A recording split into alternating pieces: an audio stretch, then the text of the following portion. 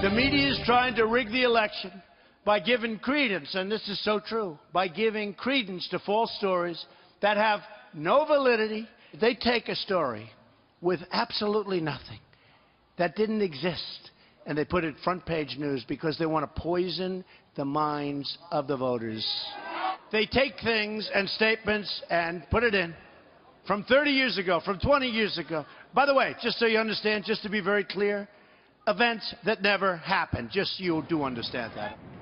All right, Donald Trump earlier tonight campaigning in the swing state of Wisconsin. Joining us now, Laura Ingraham. You know, when you think of Donald Trump and all that he's been through in the last 2 weeks, and the Republican establishment stabbing him in the back and sabotaging him, Paul Ryan, and you think of the Democrats doing everything they could do to sabotage, and then you think about the media on Team Clinton, and then you look at the polls, Washington Post, ABC, of only a 4-point spread. He's up 4 in Ohio, and he's dead even in North Carolina and Nevada. It's frankly a miracle.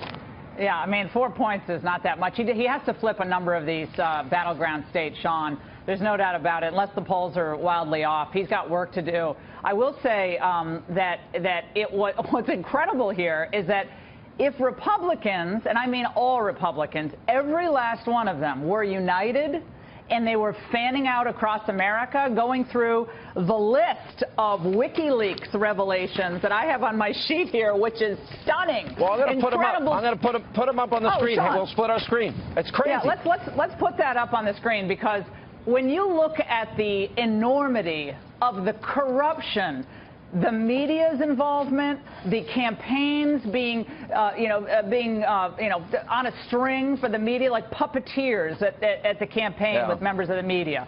All the other things you have there, the Hillary saying I have a public and private position, what they've said on so many issues. Interpret that. She's admitting she lies.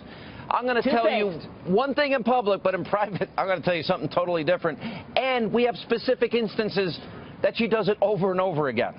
It's hilarious on one level. Yeah, and also, Sean, when she's talking about she wants a better relationship with Russia, and she hopes we can have a better relationship with Putin. Now she criticizes Trump at various times for indicating we don't want to be at war with Russia. Of course, now as President Obama is basically threatening war with Russia. Looks like wag the dog to a lot of people. But Sean, think about it. If every Republican, with that graphic up on the screen, if every Republican went coast to coast and all they did was talk about the corruptocrats in the Clinton campaign and what they would do to America, if that's all they did, and then talked about how Trump's plan for prosperity and tax reform would create jobs and opportunity, would be up 10 points. Okay, here's a problem. Guys like Paul Ryan, who I've lost a lot of respect for, have spent more time attacking Trump than bringing up what you and I are talking about, or talking about Supreme Court justices and the type that Hillary would appoint, or the need for a border wall. Or Hillary, you want to talk about one of the most corrupt things she mentions here is she says, oh, we can't vet refugees. Well, she's going to bring them in at an increase of 550%. That means, by her own admission, she's gambling with the lives of the American people.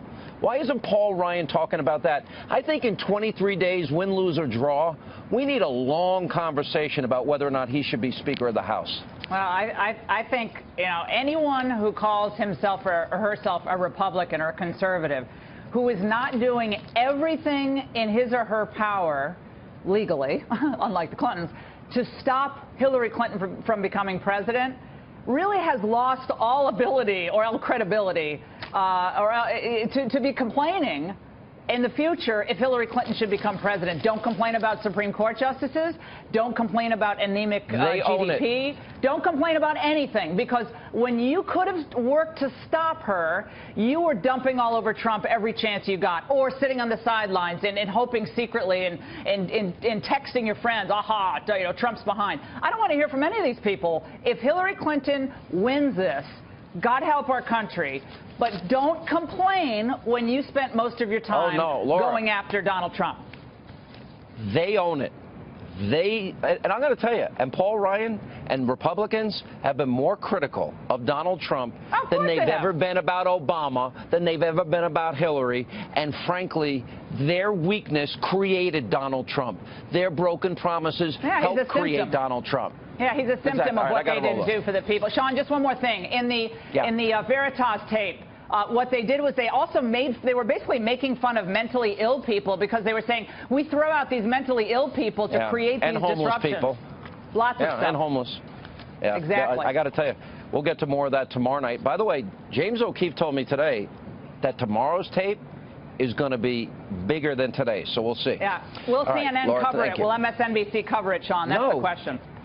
No, the CNN has operatives that give questions to their favorite liberals before debates in town halls. Thank you, Donna Brazile. And then MSNBC literally takes verbatim questions before Hillary Clinton interviews and then reads it verbatim. That's unbelievable. Sleazy.